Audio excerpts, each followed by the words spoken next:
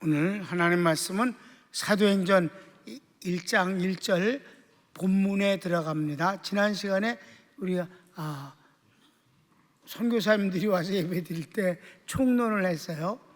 그래도 그분들이 너무 은혜됐다고 그래. 낭주애들 얘기를 하는 거 보면. 그러니까 성령 인도하시면 다 은혜가 되는 거예요. 자, 제목을 읽을까요? 예수께서 승천하십니다. 승천하시는 장면을 봅니다. 우리가 예수께서 이제 십자가에 죽으시는 것을 아주 많은 부분을 했고, 그 다음에 예수 부활하신 주님이 제자들을 만나는 장면을 쭉 했고, 이제는 사도행전에서 시작하는 것은 예수님의 승천 장면입니다. 여기뿐이 없어요. 역사서라는 점에서 그래서 중요한 거예요. 복음서에는 예수님이 승천하는 장면이 하나도 안 나오고 오직 사도행전에서만 예수님이 승천하신 이 장면이 나온다. 그런 점에서 아주 의미가 있는 것입니다. 서원을 읽을까요? 저자 누가는 누가복음서에서 예수님은 그리스도이심을 증명하고, 사도행전에서는 성령 강림, 교회 창립, 그리고 사도들의 복음 사역을 기록합니다. 사도행전은 역사서이며 성령 행전입니다. 그렇습니다. 1번 데오빌로에게 누가복음과 사도행전을 소개합니다. 가로치기 1번 누가복음에서는 예수님께서 복음을 선포하시고 제자들에게 성령으로 명하신 것과 부활하신 후 승천까지 40일간 제자에게 보이시며 하나님의 나라의 일을 말씀하십니다. 우리가 공부한 거예요. 1절부터 3절까지를 읽읍시다. 데오빌로여, 내가 먼저 쓴 글에는 무릇 예수의 행하시며 가르치시기를 시작하신부터 그의 택하신 사도들에게 성령으로 명하시고 승천하신 날까지의 일을 기록하였노라. 해 받으신 후에 또한 저희에게 확실한 많은 증거로 친히 사심을 나타내사 40일 동안 저희에게 보이시며 하나님 나라의 일을 말씀하시니라. 아멘. 2번 제자들에게 성령을 약속하시고 예루살렘에서 기다리라 하십니다. 몇 날 안에 성령으로 세례를 받으리라 하셨습니다. 이것도 이미 누가복음에서 기록하고 있는 내용을 확인하고 있는 거예요. 4절부터 5절까지 사도와 같이 모이사 저희에게 분부하여 가라사대 예루살렘을 떠나지 말고 내게 들은 바 아버지의 약속하신 것을 기다리라. 요한은 물로 세례를 베풀었으나 너희는 몇 날이 못 되어 성령으로 세례를 받으리라 하셨느니라. 여기까지가 복음서에 있는 내용을 데오빌로에게 누가가 요약해서 말을 한 거예요. 이제부터는 사도행전의 시작이지. 2번 승천하시는 자리에서 제자들이 예수님께 질문합니다. 이제 승천하신 자리가 드디어 마련돼 있어요. 근데 그 자리에서조차도 제자들은 하나님이 보내신 우리를 영적으로 구원하시는 천국으로 인도하시는 그 은혜를 모르고 정치적 메시아인 것을 기대하고 있다 이 말입니다. 성령을 안 받으면 누구나 똑같다. 성령이 얼마나 중요한가를 여기서 제자들의 엉뚱한 질문에서 우리는 반대쪽에서 이해할 수가 있는 것입니다. 그래서 1번 제자들은 아직까지도 예수님을 정치적 메시아로 기대하고 이스라엘이 로마로부터 해방될 때가 이때입니까? 라고 묻습니다. 6절을 읽어봅시다. 저희가 모였을 때 예수께 묻자와 가로되 주께서 이스라엘 나라를 회복하심이 이때니까 하니. 그랬더니 2번 예수께서 답하십니다. 때와 시기는 아버지의 권한이니 너희는 알 바 아니다. 7절 말씀을 읽읍시다. 가라사대 때와 기한은 아버지께서 자기의 권한에 두셨으니 너희의 알 바 아니요. 그래, 주님이 이스라엘을 국가로 회복하는 건 역사의 주관자신 하나님 권한이에요. 그러니까 나에게 묻지 마라. 그건 하나님의 뜻이다. 하나님이 알아서 하신다.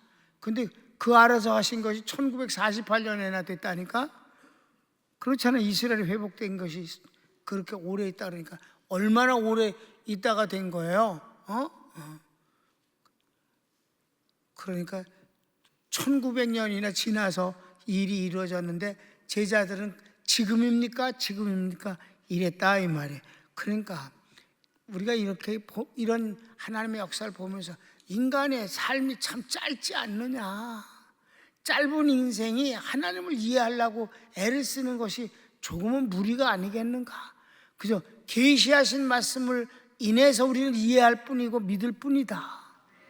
그거를 현실에서 다 마치 되어지는 것처럼 강제로 인용을 하거나 접목을 시켜서 믿는다는 일은 어리석은 일이다.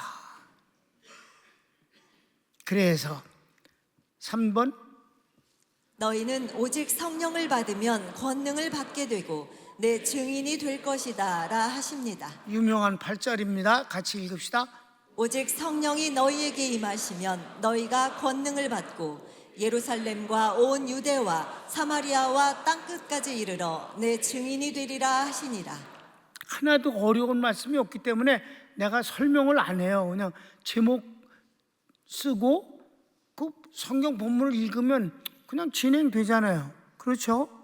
그래서 이제 마지막 큰 3번, 예수께서 승천하십니다. 드디어 승천하십니다. 여기에만 있는 예수님이 얼마나 그 위대한 그 여정을 통해서 구원을 완성하셔요.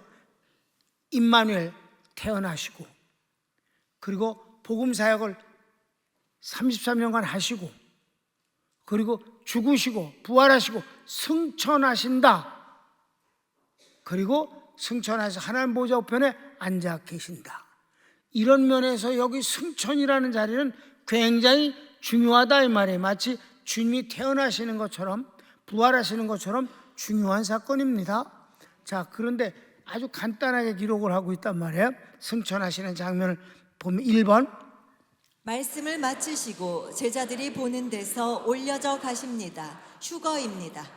우리가 보통 용어는 승천이라고 하늘로 올라가셨다, 승천이라고 그랬지만 정확하게 신학적으로 얘기하면 휴거다, 휴거 되셨습니다.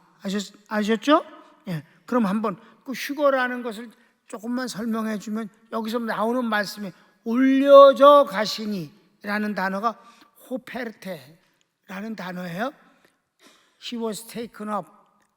그러니까 주님이 혼자 올라가신 게 아니라 수동태란 말이에요.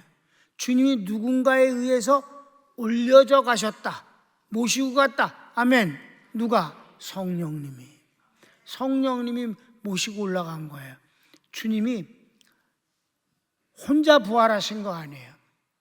예수를 죽은 자 가운데서 살리신 하나님의 영이 너희 안에 거하시면 예수를 죽은 자 가운데서 살리신 성령의 능력으로 너희 죽을 몸도 살리시리라. 그러니까 예수님을 부활시키신 분은 성령님이고, 장차 우리를 부활시키는 이도 성령님이고, 예수님을 승천시킨 이도 성령님이면 우리를 휴거시키는 것도 성령님이시다. 여기에 뭐가 공상이니 상징이니 소리를 성령님이 하시면 되는 거지. 아멘. 그렇습니다. 요한계시록은요 반드시 되어질 일을 미리 보여주신 거예요. 예언서란 말이에요. 상징이 무슨 상징이야. 예수님이 승천하신 건 그럼 어떻게 말할 건데, 엘리야가 승천한 건 어떻게 할 건데, 그렇죠? 에녹은 승천하는 장면이 안 나오지만 하나님이 데려가시니 그가 세상에 있지 않더라. 데려가셨다. 올라가는 장면이 없어 그렇지 그도 휴거된 것이 틀림없다. 그렇습니다. He was taken up 그랬어요. 그런데 이제 우리가 장차 이제 휴거되어지는 장면을 몇 군데에서 볼 수 있는데, 예수님이 복음서에서 한 사람은 남겨둠을 당하고 한 사람은 데려감을 당하고, 아멘. 그렇잖아요. 밭에서 일할 때, 맷돌질할 때, 잠잘 때 이게 그 단어가 나와요. 그런데 데살로니가전서 4장에는 이제 예수 믿다 죽은 사람은 어떻게 되는가? 주님 재림하시면 죽은 사람은 어떻게 되는 거냐? 이랬을 때 신약 성경에서 제일 먼저 기록된 성경이 데살로니가전서예요. 왜 그렇게 급하게 썼을까? 사도 바울이 휴거 때문에 그랬습니다. 죽은 사람이 장차 하나님이 오라 하시면 부활해서 휴거되고 살아남은 사람들은 변화되어서 똑같은 부활체가 돼서 올라간다. 그 장면을 성경을 기록하면 재미있다 이 말이에요. 자, 데살로니가전서 4장 17절 말씀을 한번 봅시다. 그 후에 우리 살아남은 자도 저희와 함께 구름 속으로 끌어올려 공중에서 주를 영접하게 하시리니. 정확하다. 죽은 사람은 부활해서 올라가는데 우리 살아서 이 땅에 있는 사람은, 그러니까 산 사람은 괜찮을 것 같은데 죽은 사람은 어떡하냐. 그러니까 죽은 사람은, 살아있는 사람이 벌써 절대 죽은 사람보다 앞서지 못한다. 먼저 죽은 자가 부활하고 살아있는 우리는, 너희는 어떻게 되냐, 변화되어 끌려 올라가서 주님을 영접하고 함께 산다. 아멘. 거기서 끌려 올라간다는 단어가 나왔잖아요. 그 단어가 이제 거기 나와요. 뭐라고 써 있어요? 우리가 잡아채일 것이다. 하르마 페르테는 단어인데 이게 무엇이냐면 직역을 하면 잡아채인다. 근데 이 단어는 이제 잡아채인다는 이것은 사실은 어떤 걸 말하냐면, 흰머리 독수리는 뭐 먹어요? 흰머리 독수리가 먹는 게 뭐야? 토끼 잡아먹어? 아니요. 흰머리 독수리는 물고기 먹는 독수리예요. 물고기. 물가에 있는 나무에 이렇게 앉아있다가 물을 이렇게 쳐다보고 있다가 물고기가 물 수면 위로 올라오는 걸 보면 휙 날아가고 탁 채서 올라간단 말이에요. 그 단어예요. 물고기를 독수리가 채서 올라간다라는 게 하마르티아 라는 단어를 쓴 것입니다. 아르파 게소메나 라고 하는 건데, 예수님이 이제 데려가신다. 그럴 땐 함께, 곁에, 그건 씀이라는 단어를 쓰는 거든. 그러니까 그땐 무슨 단어냐면 좀 부드러워. 곁에서 데려가신다. 아멘. 여기는 좀 강한 표현을 써서 독수리가 착 채서 올라가는 것처럼 강한 단어를 썼다. 아르파 게소메다라는 단어는 독수리가 물고기를 채서 올라갈 때 쓰는 단어입니다.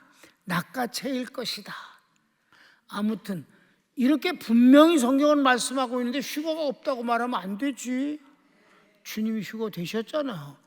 우리도 앞으로 휴거 될 거잖아. 그래, 그것이 뭐 어떤 단어를 썼든지 간에 하여튼 데려가신다. 성령이 데려가신다. 그건 분명한 일입니다. 그래요. 그래서 2번, 구름이 예수님을 가려 보이지 않습니다. 이제 예수님이 올라가니까 제자들이 너무 놀랍잖아요. 사람이 붕 떠서 올라가니까. 그러니까 막 쳐다보는데, 막 끝까지 쳐다보는데 중간에 구름이 있으니까 구름 속으로 들어가시니까 안 보인단 말이에요. 자, 9절을 읽읍시다. 9절. 이 말씀을 마치시고 저희 보는 데서 올리워 가시니 구름이 저를 가리워 보이지 않게 하더라. 그래요. 그랬더니 3번. 제자들이 하늘을 자세히 보고 있을 때 천사들이 제자들에게 이릅니다. 그들이 정신없이 보고 있는데 그때 그 성도들이 몇 명 정도였느냐면 고린도전서를 보면 500여 명이었다 그럽니다. 그러니까 여러분, 우리가 처음에 교회가 세워졌을 때 120명 정도가 기도했다고 그랬는데 오순절날은 120명이 아니지 그보다 훨씬 더 많은 성도들이 예배를 드렸다 이 말입니다. 무슨 말인지 아세요? 왜냐하면 예수님이 승천하실 때도 500명이 있었는데 그렇지 않겠습니까? 그러니까 오순절 때는 120명이 성령 받은 게 아니라 그 처음에 교회가 세워졌을 때 120명이 모여, 그러니까 이제 조금 있으면 120명이 나와. 다음 주에 보면은 저희들이 이제 오순절 성령 받기 전에 가룟다 숫자를 채우려고 우리가 사도 하나를 더 만들자 이래갖고, 이게 허튼 짓을 해갖고 마띠아라는 하나를 사도로 세운단 말이야. 제비를 뽑아갖고 허튼 짓이지. 그런데 성령 받고는 다시는 그런 짓은 하지 않았다 이 말입니다. 그때 모인 숫자가 120명이었어요. 잘 기억해. 오순절 120명이라고 잠깐 그러지 말어. 언제 120명이라서 그런 말 없어.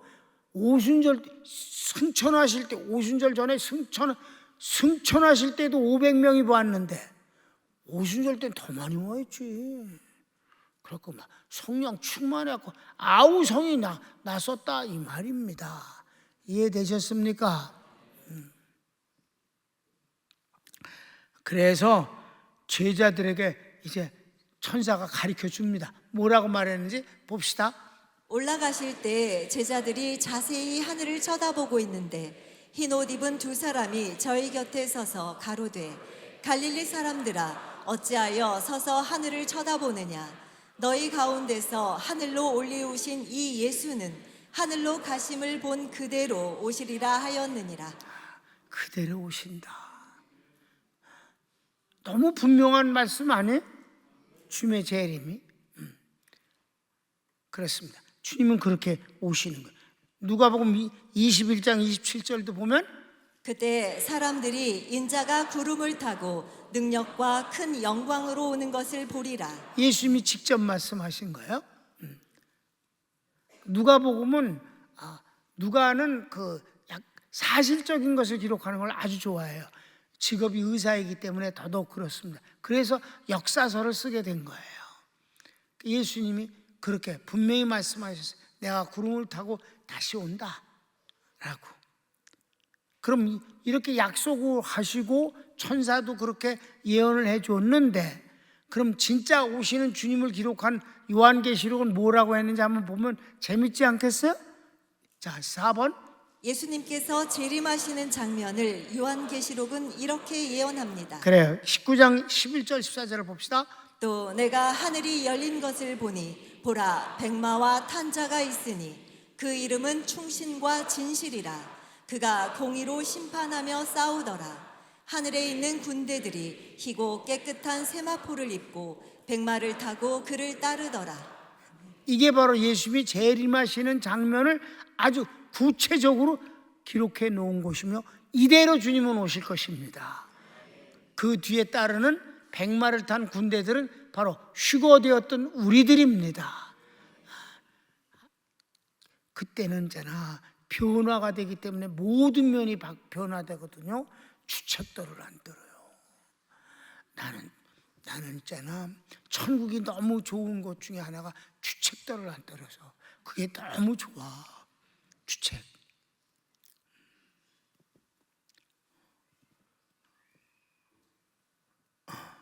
그리고 다 똑똑하잖아. 그때는 너무 좋아.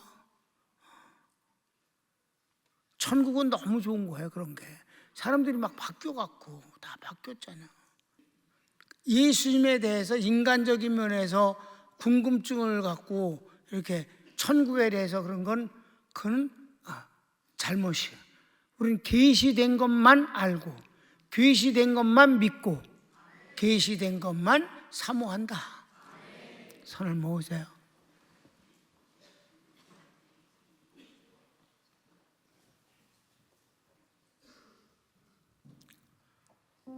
예수님이 승천하신 걸 보면서 우리도 그렇게 승천하는 사실이 분명함을 믿으시기 바랍니다.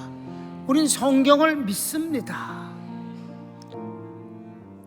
그렇게 되는 날까지 우리 하나님과 아름답게 살면 됩니다. 다 같이 주여 부르고 주여 한번 부르겠습니다. 주여.